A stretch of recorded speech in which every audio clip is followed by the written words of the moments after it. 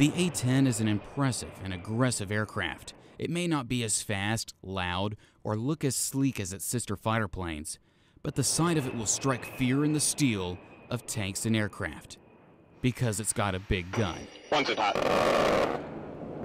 It's built around a 30mm Gatling gun that in 1 second will spit out 70 rounds that can and will pierce through the toughest armor of enemy tanks.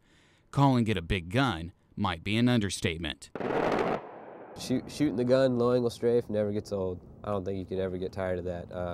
I had my lieutenant colonel at my last base. He's been flying the jet for 22 years, and he says every time he pulls the trigger, it's like the first time. It's great.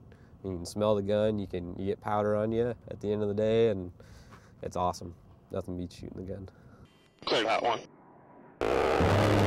In addition to holding 1,200 rounds of those tank-killing bullets, the Thunderbolt can carry a variety of firepower. At the Pilsung Range, they drop BDUs, not the uniform, but bomb dummy units. This range is the only place in Korea where the U.S. planes are allowed to fire, keeping pilots on top of their A-game when it comes to their combat proficiencies.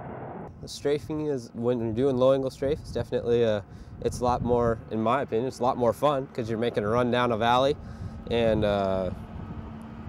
you're no kidding dropping down below the peaks of the mountains when you're pulling the trigger and hammering down. Qualifying at Pilsung Range is more intense than most of the other ranges due to the mountainous terrain, but it's an environment that is perfect if they had to take the fight north. The war that we train for here, we actually get to practice every day where we would be hitting targets.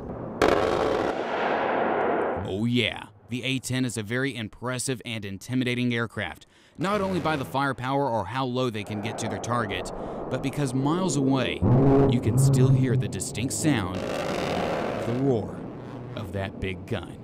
I'm Air Force Sergeant Brent Skeen, Pilsung Range, Korea.